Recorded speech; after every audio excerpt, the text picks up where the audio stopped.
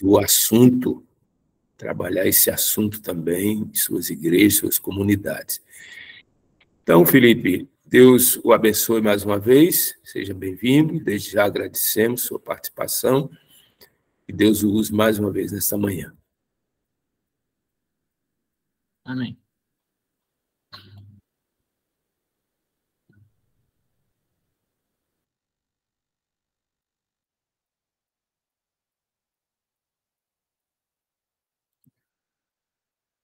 Então, irmãos, primeiramente, bom dia a todos, que a paz de Cristo reine conosco neste momento, nesta manhã, e possamos ser gratos a Deus por tudo que Ele tem feito a nós, e que neste campo de batalha nós possamos sempre crer, permanecer na fé de que Deus nos considerar cada vez mais luz, cada vez mais poder, para trilharmos o caminho, atingirmos o objetivo que Ele sempre teve para nós, como indivíduos, como povo, e possamos orar para que Deus nos ensine cada dia mais a sua vontade.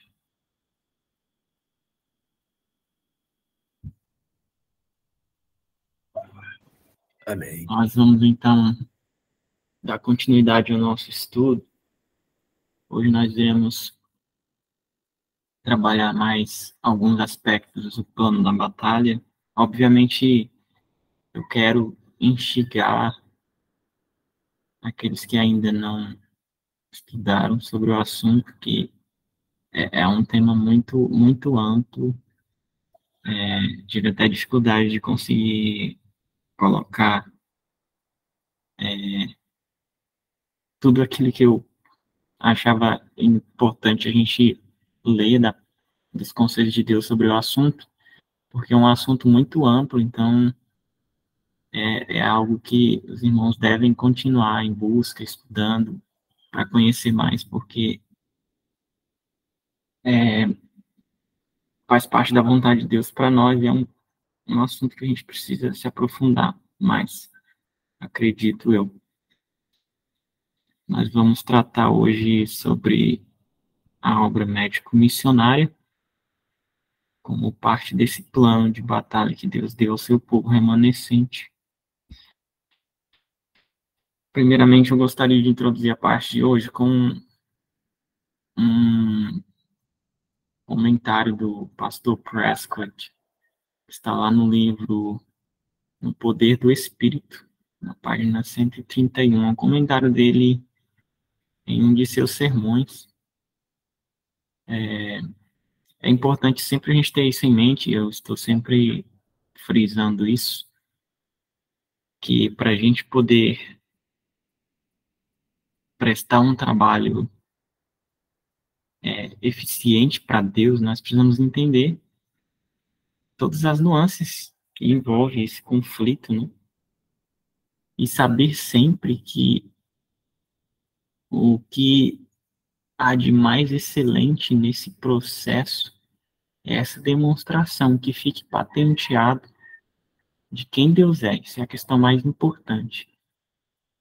E eu friso isso para que a gente não confunda a obra médico-missionária com um mero ativismo social.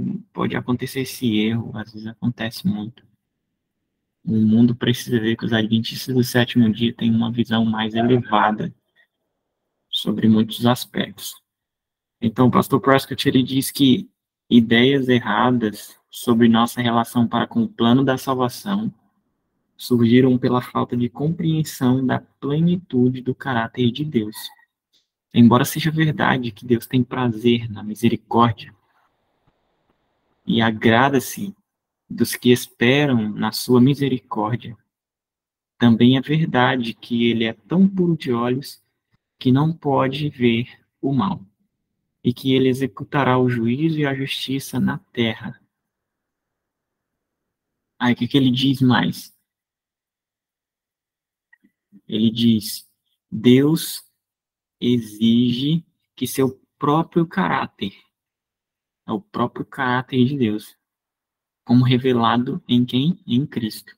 Seja o padrão de caráter para seus filhos.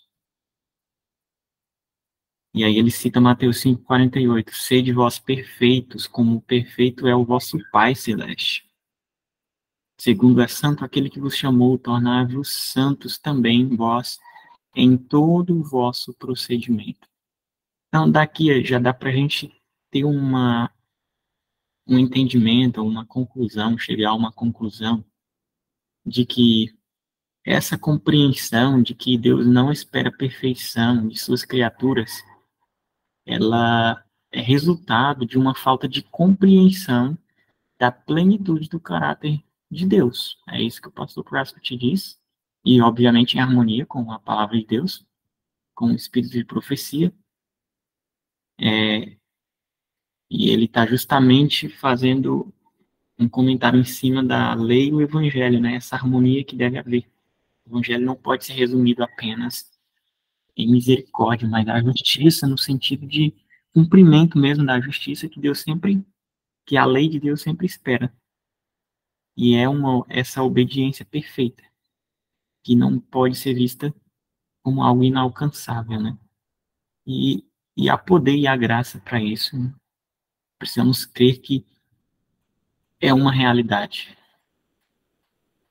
Os seres criados, eles têm potencial pela graça de Deus atuando em seus corações de ser uma demonstração perfeita do caráter de Deus. Perfeita. Então, isso é algo que nós não podemos ter dúvida. Então, desde o início do grande conflito no céu, tem sido um intento de Satanás subverter a lei de Deus. Agora, eu queria que nós guardássemos bem este texto, ó. Está no livro Educação. A abnegação, nós vimos já esse texto, inclusive, que é o princípio do reino de Deus, é o princípio que Satanás odeia. Então, lembre, carregue esse pensamento com você, que a abnegação é o princípio que Satanás odeia, porque ele é o princípio do reino de Deus. E nós temos visto que, ao longo, né, deste conflito, Satanás ele tem buscado subverter, né, a lei de Deus. E desde o início do grande conflito tem-se ele esforçado para provar que os princípios pelos quais Deus age são egoístas. A obra de Cristo e a de todos os que adotam o seu nome tem, por fim, refutar a pretensão de Satanás. Isso aqui a gente já leu, inclusive. Só estou dando uma recapitulada para a gente lembrar. E aí nós vimos que a lei do céu, na lei do céu, dá é viver, que a grande lei da vida é a lei do serviço, a lei do sacrifício próprio, é a lei da preservação de si mesmo, e a autorrenúncia é a grande lei da autopreservação, e a autopreservação é a lei da autodestruição. E as acusações de Satanás, de que os anjos são santos por natureza e sábios o suficiente para se autogovernarem, de modo a não precisarem da lei de Deus. Deus não foi justo, diz Satanás, ao exaltar Jesus acima de Lúcifer. Ele acusa Deus de ser egoísta, de que Deus não era perdoador e que Deus era vingativo, e que a lei de Deus é deficiente, precisa ser mudada, e nem anjos, nem seres humanos podem obedecer à lei de Deus. E aí nós vimos que a morte de Cristo, ela resolveu algumas coisas. Algumas delas, foi de que Deus ele tem amor suficiente pela humanidade, nós vimos esses comentários no Desejado de Todas as Nações, de que Deus é abnegado, a cruz ela prova isso, e a vida de Cristo também, né? E na cruz revelou-se o verdadeiro caráter de Satanás.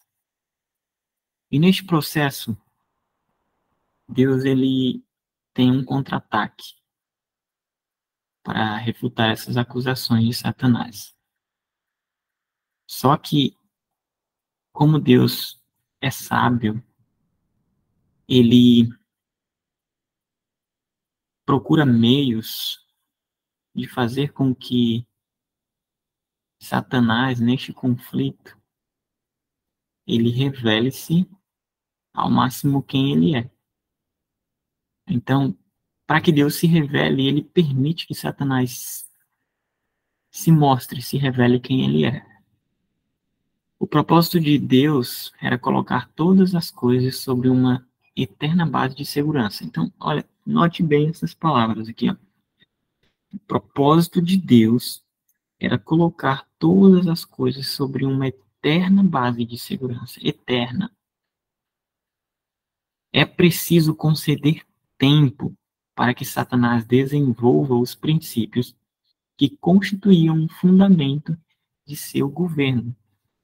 O universo celestial precisa ver o resultado dos princípios que Satanás declarou serem superiores aos princípios de Deus.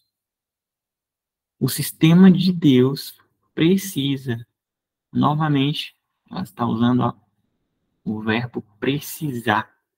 Ou seja, o sistema de Deus precisa, é preciso ser contrastado com o sistema de Satanás. Os princípios corruptores do governo de Satanás precisam ser revelados. Os princípios de justiça expressos na lei de Deus precisam ser demonstrados como imutáveis, perfeitos e eternos. Então, alguns podem achar que, por Deus ser todo-poderoso, ele não precisa, ele não precisa provar nada, né? Mas aqui estava dizendo que é preciso algo, conceder tempo, e o sistema de Deus precisa ser contrastado com o de Satanás. E que Satanás precisa também revelar os princípios de seu governo. E que os princípios de justiça expressos na lei de Deus precisam ser demonstrados.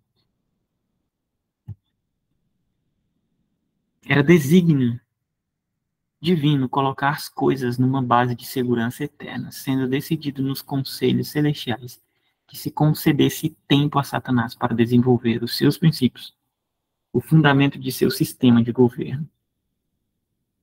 Pretendera serem os mesmos superiores aos princípios divinos. Deu-se, de novo, deu-se tempo para que os princípios de Satanás operassem a fim de serem vistos pelo universo celestiais. Então, Deus, ele dá tempo, né? Ela repete aqui 2 vezes. Conceder tempo e dar tempo. Até a morte de Jesus, o caráter de Satanás não fora ainda claramente revelado aos anjos e aos mundos não caídos. O arquiapóstata se revestira por tal forma de engano que mesmo os santos seres não lhe compreenderam os princípios. Então, até a cruz, eles ainda não tinham visto claramente a natureza da rebelião de Satanás. Satanás viu que estava desmascarado. Essas passagens aqui, vocês seria importante também, se tiverem tempo, lerem com muita reflexão um capítulo intitulado Está Consumado, lá no Desejado de Todas as Nações. Esses textos foram tirados de lá. Satanás viu que estava desmascarado. Sua administração foi exposta perante os anjos não caídos e o universo celestial. Revelara-se um homicida, derramando o sangue do Filho de Deus. Desarraigou-se Satanás das simpatias dos seres celestiais. Então, note que ela está dizendo aqui que até a cruz ainda existia resquícios de simpatia dos seres celestiais com Lúcifer. Então, aqui já dá para a gente ter uma noção que o grande conflito nunca foi algo simples. Satanás, ele tem buscado se justificar sempre nesse processo e lançar argumentos contra Deus. E nesse processo, por isso que precisa haver uma demonstração viva, né, por meio dos seguidores de Cristo, de como Deus, ele em todo este conflito, ele tem sido justo, né? Estavam rotos os últimos laços de simpatia entre Satanás e o mundo celestial. Então, aqui não sou eu que estou dizendo. Aqui o texto deixa bem claro que existia alguns laços de simpatia entre Satanás e o mundo celestial. Olha só que coisa séria. Até a cruz. Então, a morte de Cristo, além do que a gente já viu, né, nós vimos aí que ela desarraigou-se, né, desarraigou as simpatias de Satanás, dos seres celestiais. E então, ali no brado está consumado, né, no Calvário, os últimos laços de simpatia entre Satanás e o mundo celestial foram desfeitos. Só que nesse processo, mais nuances ainda permanecem no conflito. Ela diz: todavia, Satanás não foi então destruído. Os anjos não perceberam, nem mesmo aí, tudo quanto se achava envolvido no grande conflito. Irmãos, isso aqui é algo muito sério. Nós precisamos ter sempre uma consciência humilde de que nós não sabemos de tudo. É por isso que nós precisamos ter sempre essa humildade de aprender e orar a Deus que esclareça mais a nossa mente. A gente nunca pode chegar a um ponto onde a gente se conforme e acha que todo o nosso entendimento hoje sobre tudo, ele está plenamente resolvido na nossa mente a respeito de Deus, do grande conflito, do plano da salvação. Não. Perceba que nem mesmo os anjos não perceberam tudo que estava envolvido no grande conflito. Os princípios em jogo deviam ser mais plenamente revelados. Então, além daquilo que a gente já viu até agora, os princípios em jogo neste conflito deviam, ela coloca aqui, ó, deviam, não é condicional, eles deviam ser plenamente revelados. E por amor do homem, a palavra devia, novamente, devia continuar a existência de Satanás. É até meio estranho para nós entendermos como que podemos enxergar o amor de Deus em fazer com que a existência de Satanás permaneça nesse processo, né? É algo que a gente precisa entender. Para o mundo, principalmente, isso seja talvez até um escândalo, né? Uma afirmação dessa. O homem, bem como os anjos, devia, a palavra devia novamente, devia ver o contraste entre o príncipe da luz e o das trevas. Cumpria-lhes escolher a quem servir.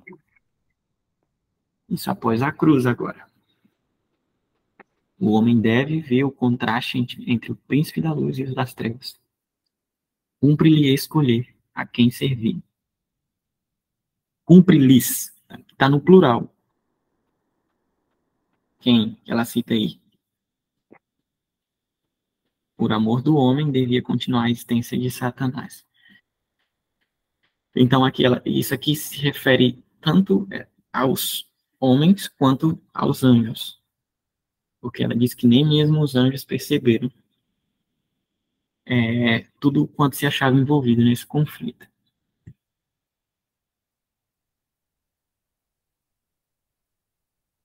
todo o olho do universo não caído está fixado sobre aqueles que professam ser seguidores de Cristo. Agora nós, a propriedade de Cristo, precisamos nos tornar soldados de sua cruz e vencer em nosso favor e por nossa própria conta, mediante o poder e sabedoria que nos são dados do alto. A influência da cruz do Calvário deve aniquilar todo o poder maligno, terreno e espiritual. E nós precisamos conhecer o plano da batalha, a fim de que possamos trabalhar em harmonia com Cristo.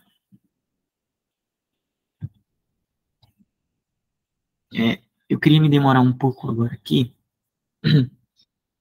na parte onde nós falaremos um pouco sobre o Dr. Kellogg.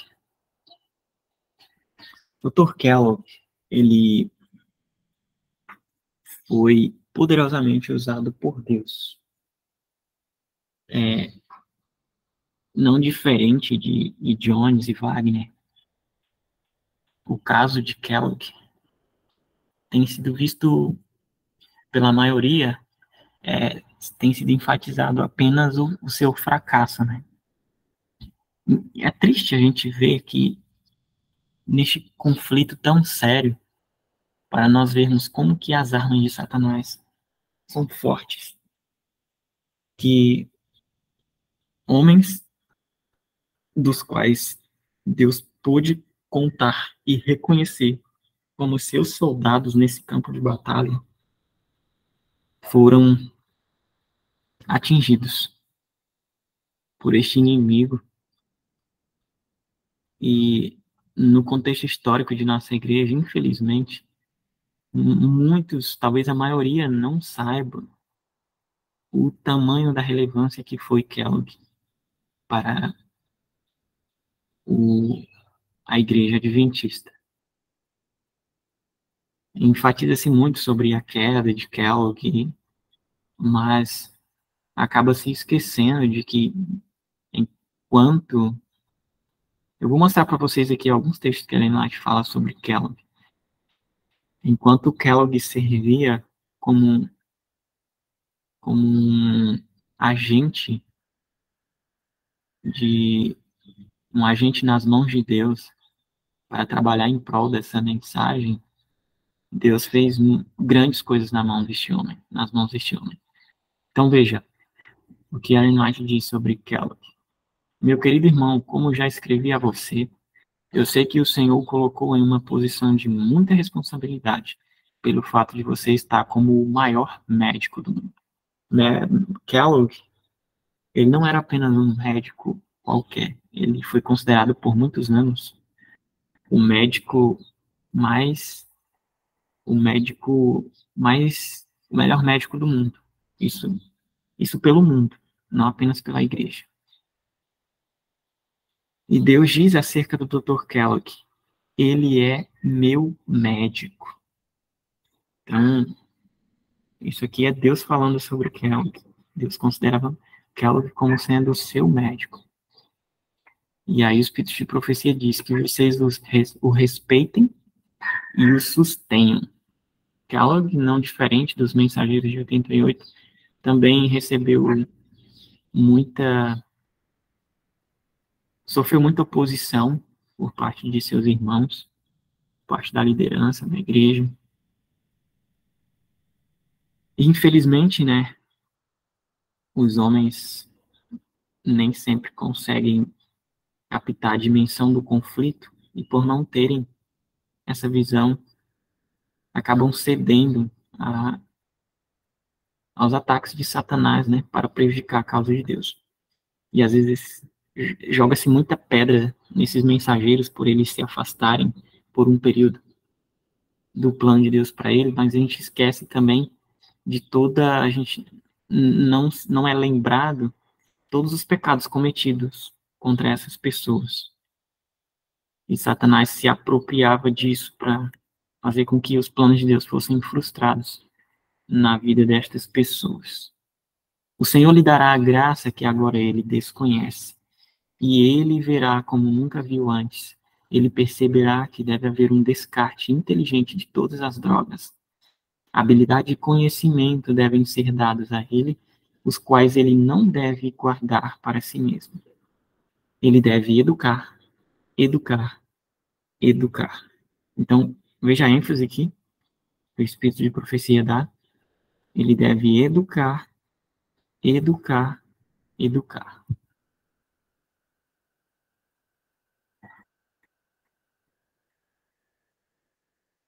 A Ellen White diz, após a reunião em Minneapolis, o Dr. Kellogg era um homem convertido, e todos nós sabíamos disso. Podemos ver o poder de conversão de Deus trabalhando em seu coração e vida. Então, Kellogg, eu vou mostrar para vocês aqui que Kellogg, ele assimilou a mensagem da justiça de Cristo de um ponto de vista muito prático. Ele enfatizou muito a parte do resultado dessa operação da mensagem da justiça de Cristo na vida do crente numa experiência prática que se reflete em obras de justiça. Mensagens Escolhidas, volume 1, 398, diz: quando o crente é justificado pela virtude dos méritos de Cristo, não é ele livre para praticar a injustiça. E essa prática da injustiça, irmãos, nós precisamos entender mais profundamente o que isso significa. Praticar a injustiça não é apenas deixar de fazer o mal, mas se nós negligenciarmos o papel de fazer o bem, nós estamos praticando a injustiça. A fé opera por amor e purifica a alma. A fé desabrocha e floresce e traz uma colheita de fruto precioso. Onde há fé, aparecem as boas obras. Os doentes são visitados. Cuidados os pobres. Não se negligenciam os órfãos e as viúvas. São vestidos os desnudos, alimentados os pobres. A fé em Jesus Cristo como Salvador pessoal, como aquele que perdoa nossos pecados e transgressões, aquele que é poderoso para nos guardar do pecado e nos guiar em suas pisadas, é exposta no capítulo 58 de Isaías. Aí são apresentados os frutos de uma fé que opera por amor e purifica a alma do egoísmo. Aí se combinam fé e obras. A tua justiça irá diante de ti. O que isso significa? Cristo é nossa justiça. Na Review and Herald, em 22 de novembro de 1892, Ellen White anunciou que o alto clamor do terceiro anjo já começou na revelação da justiça de Cristo. Isso em 1892.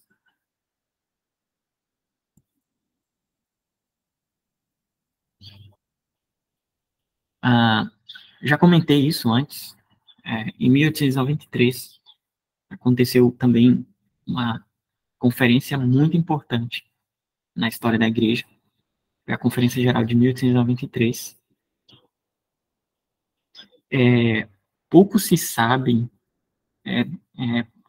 isso não é muito conhecido, mas é algo que a gente precisa saber, conhecer. O Dr. Kellogg, até depois, no final do século passado, do século XX, não se tinha conhecimento disso. O Dr. Kellogg, ele fez uma série de palestras nessa conferência. Ele apresentou uma série de 8 palestras acerca da obra médico-missionária entre os dias 5 e 15 de fevereiro. E estes sermões de Kellogg, eles não foram publicados. E são sermões muito relevantes e poderosos. Então, aquela mesma conferência onde o pastor Jones fez uma série de sermões, o Dr. Kellogg, ele fez uma série de palestras também, sobre a obra médico-missionária entre os dias 5 e 15 de fevereiro do ano de 1893. Nós vamos ler aqui mais à frente alguns trechos desses sermões de Kellogg. Tito 3,14 nos diz que e os nossos aprendam também a aplicar-se às boas obras, nas coisas necessárias, para que não sejam infrutíferos ou infrutuosos, sem frutos. Tito 2,14, a fim de redimir-nos de toda a iniquidade e purificar para si mesmo um povo exclusivamente seu, zeloso de boas obras. Então, irmãos, repetindo aqui, nós precisamos entender, às vezes, nessa luta contra o pecado, que é real, nós não podemos resumir a batalha apenas no sentido de que a gente precisa centrar-se em nós mesmos, no sentido de vencermos os nossos próprios pecados. Alguns têm uma compreensão de que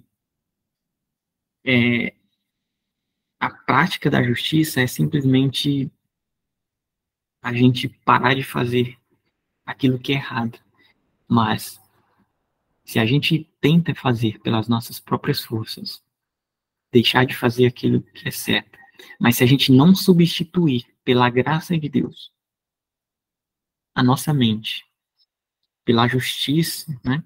Tudo que é bom, tudo que é puro, tudo que é amável, tudo que é de boa fama, tudo aquilo que é virtuoso, a gente não pode ter bom êxito nessa caminhada.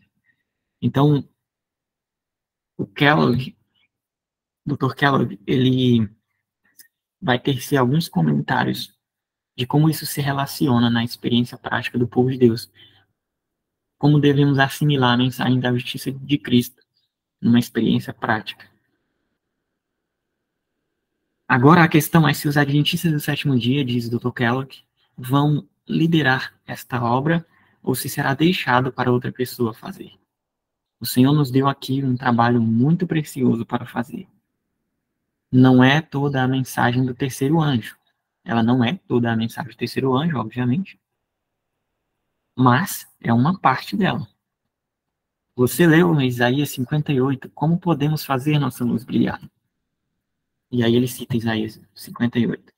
Se abrires a tua alma ao faminto e fartares a alma aflita, então a tua luz nascerá nas trevas e a tua escuridão será como um meio-dia. Se queremos que o alto clamor comece, irmãos, esse é o lugar onde ele vai começar. O alto clamor começará quando fizermos as coisas que o Senhor, neste capítulo 58 de Isaías, diz que virão antes do alto clamor. Então ele diz que devemos abrir nossa alma ao faminto e saciar a alma aflita. Ele diz que, se fizermos isso, nossa luz brilhará. Se o alto clamor foi anunciado por nosso povo, deve ser porque apenas começamos a fazer um pouco para deixar nossa luz brilhar. Mas fizemos tão pouco nessa direção que me parece que antes que o alto clamor faça algum grande estrondo no mundo, teremos que deixar nossa luz brilhar muito mais forte do que jamais o fizemos, porque as obras vêm primeiro. Então, que ele está enfatizando a questão das obras. A luz deve brilhar através dessas obras, antes que possamos ser chamados de os reparadores de brechas e os restauradores de veredas para habitar. Pois vocês percebem que todas essas condições devem preceder o cumprimento dessa promessa. Vou pegar um copo com água aqui rapidinho.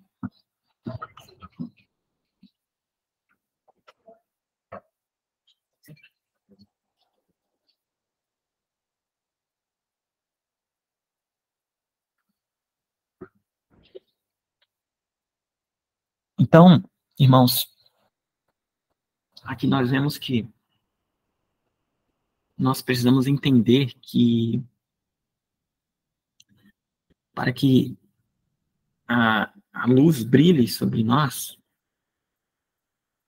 todas essas coisas devem acontecer antes que possamos ser chamados de os reparadores de brechas e os restauradores de veredas para habitar. Então, veja. Pois vocês percebem que todas essas condições devem preceder o cumprimento dessa promessa. Qual o cumprimento da promessa? De que a luz do Senhor irá adiante de nós. O tempo de prova está exatamente diante de nós, pois o alto clamor do terceiro anjo já começou na revelação da justiça de Cristo,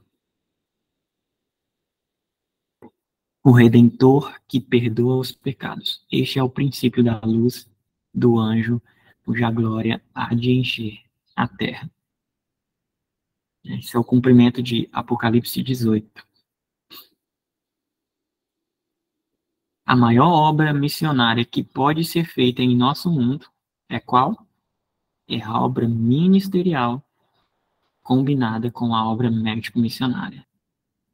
Não há nada que convença o povo como a obra médico-missionária. Esta obra torna o caminho reto perante nós e traz o selo de que é de Deus. Jesus está na obra e ele não pode ser ocultado. Então, por que ela está dizendo que Cristo não pode ser ocultado? Porque Cristo precisa ser revelado. E qual que é a maneira de Cristo se revelar? É por meio dos seus agentes, por meio de nós. Através de quê? Das nossas obras. E é importante a gente considerar que todas essas mensagens que nós recebemos, irmãos, nós precisamos assimilar essas mensagens no espírito correto. Mensagem de vida do campo, ela não pode ser vista como, ou não pode ser tratada como uma mensagem que sirva como um manto para conservar egoísmos acariciados no coração. Ir para o campo não é propósito de Deus que seu povo vá para um campo simplesmente para se isolar e, às vezes, nesse contexto de querermos preservar nossas famílias, nós nos esquecemos que precisamos estar em contato com as pessoas, porque o mundo precisa ser salvo. Então, quando a gente entende esse princípio, a gente lida de uma maneira diferente com as mensagens que Deus nos dá. Porque o propósito da obra médico missionária, eu vou mostrar mais à frente para vocês, que é tirar o egoísmo do nosso coração. É para isso que foi nos dado. Porque lembra que o princípio que Satanás odeia é o princípio da abnegação? E o princípio antagônico à abnegação é o egoísmo.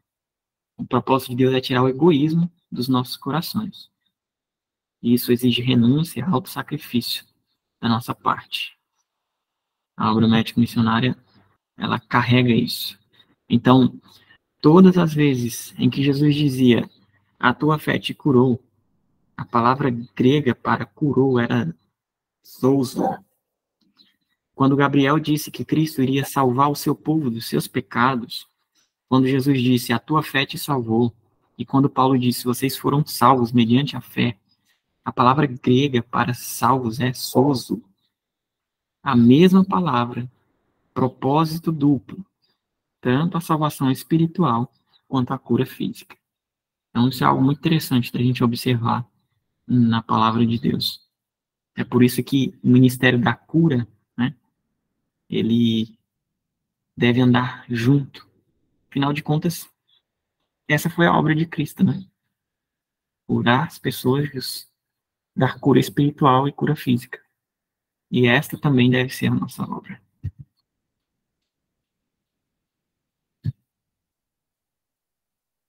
No início do grande conflito, Satanás declarara que a lei divina não podia ser obedecida, que a justiça era incompatível com a misericórdia, e que se a lei fosse quebrada, seria impossível para o pecador ser perdoado. Cada pecado devia receber seu castigo, argumentava Satanás. E se Deus abrandasse o castigo do pecado, não seria um Deus de verdade e justiça. Quando o homem violou a lei divina e lhe desprezou a vontade, o que Satanás fez? Exultou. Satanás exultou. Por que Satanás exultou?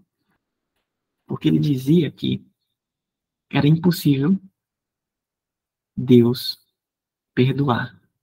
E se ele perdoasse o ser humano,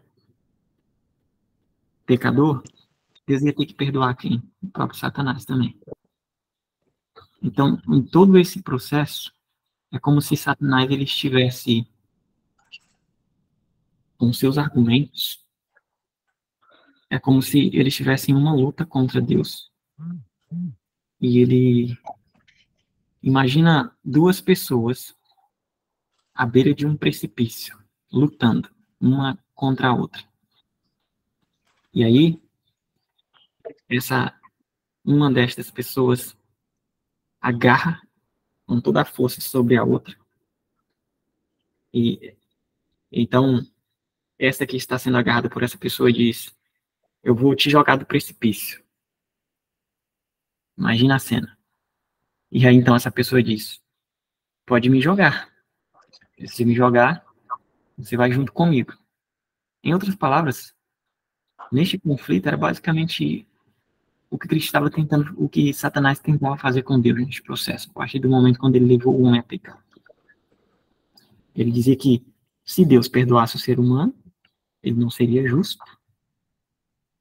Deus não poderia ser apenas misericórdia. Ou ele seria uma coisa, ou ele seria outra.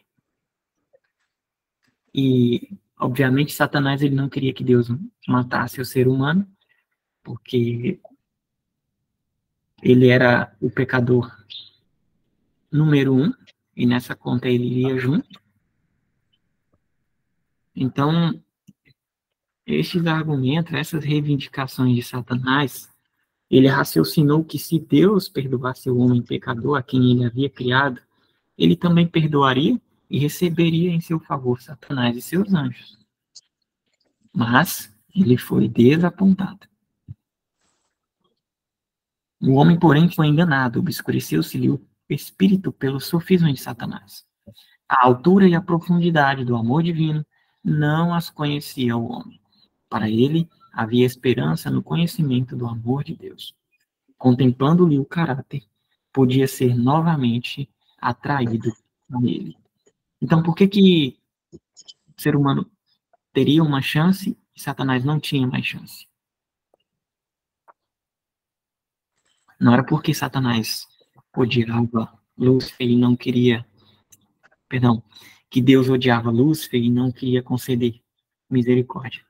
Mas é porque tudo que Deus podia fazer para salvar Lúcifer, ele fez. Como se todos os meios que Deus pudesse utilizar para converter o coração de Lúcifer de volta à harmonia com o céu foi usado. E hoje está sendo a nossa oportunidade. Então nós vimos já que a missão de Cristo, o grande objetivo que trouxe Cristo ao mundo, à Terra, né, era revelar o Pai. Então esse era o objetivo supremo da missão de Cristo. A questão mais importante, revelar o Pai. E aí, como resultado disso, o ser humano é salvo. Em todo o seu ministério, em toda a sua abnegação e sacrifício próprio, o objetivo de Cristo era revelar Deus ao mundo. Bem claro isso, né? Meu irmão, qual escolherá?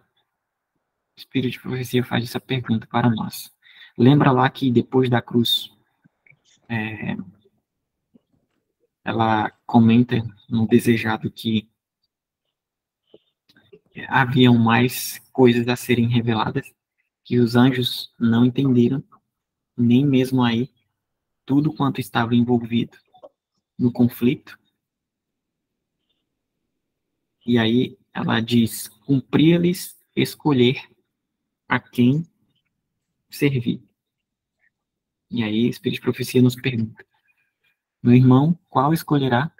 Viverá uma vida de abnegação e sacrifício próprio, realizando o seu trabalho com alegria e prazer, aperfeiçoando o caráter cristão e avançando para a recompensa imortal? Ou viverá para si mesmo e perderá o céu? À medida que a agressão religiosa destruir a liberdade de nossa nação, os que quiserem permanecer ao lado da liberdade de consciência serão colocados em situação desfavorável. Em seu próprio interesse, devem eles, então não é opcional, devem, enquanto têm oportunidade, tornar-se entendidos com respeito às doenças, suas causas, prevenção e cura. E os que isto fazem encontrarão um campo de trabalho em qualquer lugar.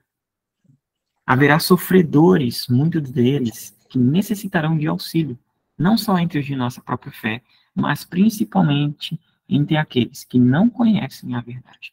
Irmãos, às vezes alguns se perguntam, bem, como que eu vou me envolver nessa obra médico-missionária?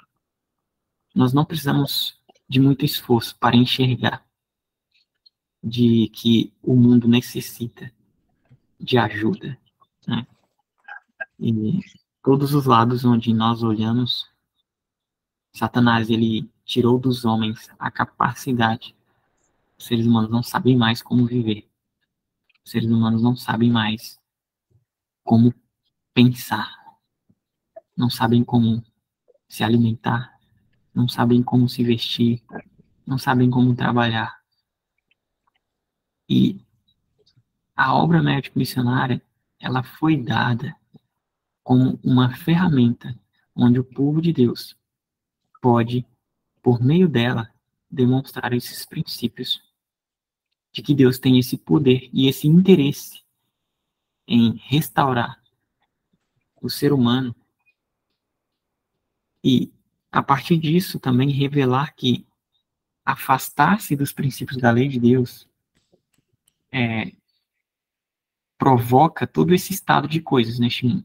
Então, a doença, o infortúnio, tudo isso é um resultado dos seres humanos aderirem o plano dos princípios do governo de Satanás.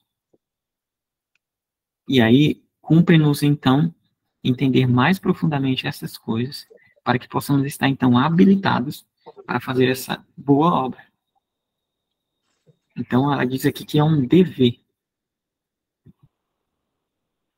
Os seguidores de Cristo pouco sabem das tramas que Satanás e suas hostes contra eles estão armando. Olha só, aqui diz que nós pouco sabemos.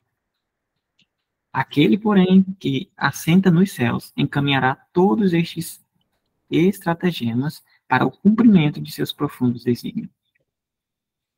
O Senhor permite que seu povo seja submetido à atroz prova da tentação, não porque tenha prazer em sua aflição e angústia, mas porque esse processo é indispensável à sua vitória final. Então, lembra do texto bíblico? Para nos alegrarmos quando vir sobre nós as provas e tentação, porque esse é um meio que Deus usa. Não porque Deus deseja o nosso sofrimento, mas é a arma de Deus para que Satanás possa ser refutado nesse processo, neste conflito. E Deus, ele nos assegurou, e é dito que ele nos assegurou a vitória, e que ele não nos deixará ser tentado além do que podemos suportar. Então, quando vier as provas, as tentações, devemos nos lembrar que é um propósito de Deus para cumprir os seus desígnios a respeito deste mundo e de todo o plano de salvação no qual o universo está envolvido. Ele não poderia, de maneira coerente com sua própria glória, a de Deus, escudá-los da tentação, pois o objetivo da prova é prepará-los para resistirem a todas as seduções do mal. Guarde bem essas palavras. Nos preparar para que resistamos a todas as seduções do mal. Deus é fiel e não permitirá Então, irmãos, provas virão, tentações virão, o egoísmo baterá a porta, mas Deus nos fez uma belíssima promessa de que não seremos tentados além do que podemos suportar. Mas quando formos tentados, Ele nos providenciará escape para que possamos suportar. O desígnio do Evangelho é, por meio da reparadora obra missionária, confrontar esse mal do egoísmo e destruir seu poder destrutivo, estabelecendo empreendimentos de quê? De benevolência. Então, para que nos foram dados os empreendimentos, as instituições onde são operadas, onde a obra médico-missionária pode ser também revelada? Para que nos foi dada esta obra? Para confrontar esse mal do egoísmo. A união da obra semelhante à de Cristo em favor do corpo e da obra semelhante à de Cristo em benefício da alma é a verdadeira interpretação do Evangelho. Então, a obra médico-missionária, ela é a verdadeira interpretação do Evangelho. E por que ela é um meio para Deus reparar o egoísmo, né, do nosso coração? É porque exige de nós uma autorrenúncia. Ajudar o infortunado, muitas vezes Deus requerá de nós que a gente saia da nossa zona de conforto, de que a gente se abdique de, muitas vezes, até de planos materiais, para, assim como Cristo, dedicar energia em favor de curar e salvar os perdidos. E muitas vezes sem ganhar nada em troca. A razão pela qual temos tantos membros da igreja não compreendem esse ramo da obra é porque não estão seguindo seu líder passo a passo em autonegação e o quê? Autossacrifício. Lembra qual que é o princípio lá desde o início que Satanás odeia o governo de Deus? A abnegação, a autorrenúncia, o autossacrifício. E esse autossacrifício, ele é o quê? É a preservação desejada dos nossos dias. É a preservação da vida. E como que Satanás ele destrói os homens? Levando os homens a viverem uma vida centrada em si mesmos. Uma vida egoísta. E é por isso que ele traz todo o materialismo, faz com que os nossos olhos sejam direcionados para as questões temporais e a gente perca de vista o que é eterno. A união da obra semelhante à de Cristo em favor do corpo e da obra semelhante à de Cristo em benefício da alma é a verdadeira interpretação do Evangelho. Satanás pode apresentar uma contrafação tão parecida com a verdade que engane aos que estão dispostos a serem enganados. Agora, note a última parte desse texto. Aos que desejam excluir a abnegação e o sacrifício exigidos pela verdade. Então, Satanás, ele tem uma contrafação. Ele tem um plano para enganar e desviar-nos da verdade de Deus. E todos aqueles que desejam excluir a abnegação e os sacrifícios que são exigidos pela verdade, eles serão enganados pelos inimigos. Então, irmãos, se nós queremos ter segurança neste conflito, e nós vivemos em uma época onde há muitas verdades, novas verdades no mundo, verdades na igreja. Satanás apresenta contrafações.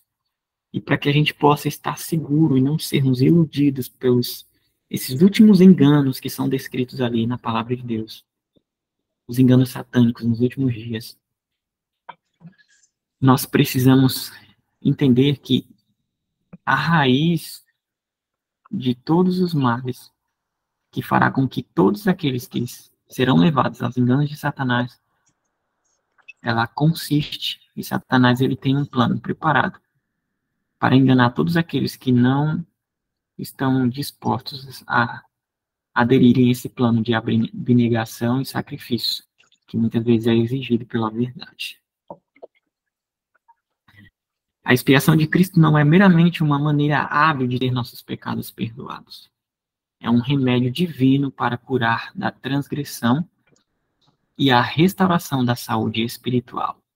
É um meio ordenado pelo céu, pelo qual a justiça de Cristo pode estar não apenas sobre nós, mas em nosso coração e caráter. Irmãos, nós temos que dar muito graças a Deus, porque não há razão nenhuma para nós sairmos deste caminho. Tudo foi providenciado para nós, de uma maneira muito bem detalhada, e há uma riqueza de graça muito tremenda disponível a nós. Quando nós nos empenharmos nessa obra, nós testificaremos de que vale a pena confiar em Deus. Você sabe por que o mundo sofre? Que há tantas doenças, ansiedade, depressão. Porque ainda não foi entendido que a lei do sacrifício próprio, negar-se a si mesmo, irmãos, não é só um pedido que Deus faz para que a gente seja salvo e ganhe o céu. Não, isso é para preservar a nossa vida. Então, deixar o mal, apartar-se do mal, é caminhos de bênção, é motivo de dar graças a Deus. Aderir o conselho de Deus, viver uma vida de auto-renúncia, renunciar às próprias vontades, os próprios planos, os próprios gostos, deve ser motivo de alegria, porque é aqui que consiste a lei da preservação. Não é que deixar de fazer o mal, o propósito disso é que, se nós não fizermos, nós iremos para um lago de fogo. Não. É porque essa lei de auto-renúncia, que sempre foi a base do governo de Deus, nós precisamos aprender ela aqui, porque é isso que vai reinar por toda a eternidade. Os anjos da glória acham seu prazer em dar amor e infatigável cuidado a almas caídas e contaminadas. É por isso que aqueles que não se empenharem em não participarem em Cristo, nos sofrimentos de Cristo, eles não podem desfrutar, não podem estar preparados para o céu, porque a lei do céu é a lei de auto-renúncia. E é isso que traz felicidade e estabilidade no governo de Deus. E a obra médico-missionária, ela nos foi dada para isto. Satanás apresenta a divina lei de amor como uma lei de egoísmo. Declara que nos é impossível obedecer aos preceitos. Jesus devia patentear este engano. Como um de nós, cumpria-lhe dar exemplo de obediência. E como que Jesus patenteou esse engano de Satanás, de que a lei não podia ser obedecida? Enquanto andava fazendo o bem e curando a todos os aflitos do diabo, patenteava aos homens o caráter da lei de Deus e a natureza de seu serviço. Sua vida testifica ser possível obedecermos também à lei de Deus. Então, não há dúvidas de que é possível. Aquilo que Cristo fez na terra, o seu povo pode fazer. Desde o início do grande conflito, nós vimos o intuito de Satanás é subverter a lei de Deus. A abnegação, que é o princípio do reino de Deus, é o princípio que Satanás odeia. A obra de Cristo e a de todos os que adotam o seu nome tem por fim refutar esta pretensão de Satanás. Vamos refutar, irmãos, em nossos dias, esta pretensão de Satanás e vamos viver esta vida de abnegação, de autorrenúncia e mostrar ao mundo que a autorrenúncia, o sacrifício próprio, é a lei da preservação de tudo que existe e de que o Evangelho é totalmente capaz de tirar, desarraigar todo orgulho e egoísmo do nosso coração e nos tornar súditos do reino de Deus e preparar então o povo para estar de pé no dia do Senhor e poder habitar nesta terra onde a lei da abnegação será o princípio, a lei da autorrenúncia será o princípio que governará por toda a eternidade os corações de todos aqueles que se entregaram aqui e que se entregarão a Deus por toda a eternidade. É o meu desejo e a minha oração para todos nós neste dia. Em nome de Jesus. Amém. Deus os abençoe.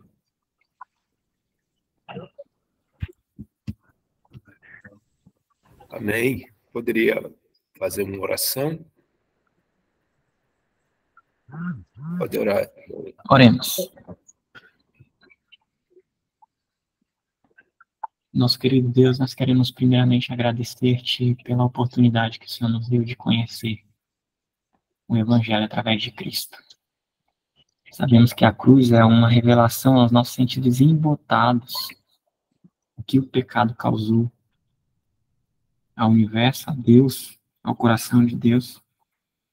Pedimos que o Senhor nos revele, Senhor, cada dia mais a tua vontade sobre como devemos proceder, ó Deus, como podemos colaborar contigo neste processo para que possamos finalizar logo esta obra, Senhor, e irmos embora deste mundo de pecado. E sabemos que não compensa fazer a própria vontade. Que teu Espírito nos convença cada dia mais disso. E que essa entrega, Senhor, ela seja uma realidade a todos nós que nos encontramos aqui e que possamos carregar esta luz, essa luz que vem de Cristo, da contemplação do caráter de Deus, levar ao mundo e então cumprirmos o propósito pelo qual o Senhor nos levantou, este último movimento na Terra, com este desígnio. E muito obrigado, Senhor, por nos dar este privilégio de participar nessa obra, de escolher seres mortais como nós, tão pecadores e imperfeitos, e nos transformar, tornar-nos perfeitos, para que possamos ser este argumento final neste conflito, o argumento do Senhor, de que Satanás é um mentiroso, quando diz que o Senhor é egoísta, que a tua lei não pode ser obedecida, e de que o que Cristo fez não pode ser reproduzido pelas criaturas aqui na Terra.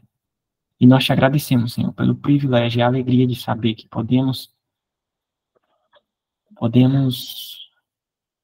compartilhar com o Senhor desta obra tão maravilhosa de reivindicar o teu nome neste mundo. A nossa oração em nome de Jesus. Que o Senhor nos capacite para isso. Amém. Amém. Louvado seja Deus.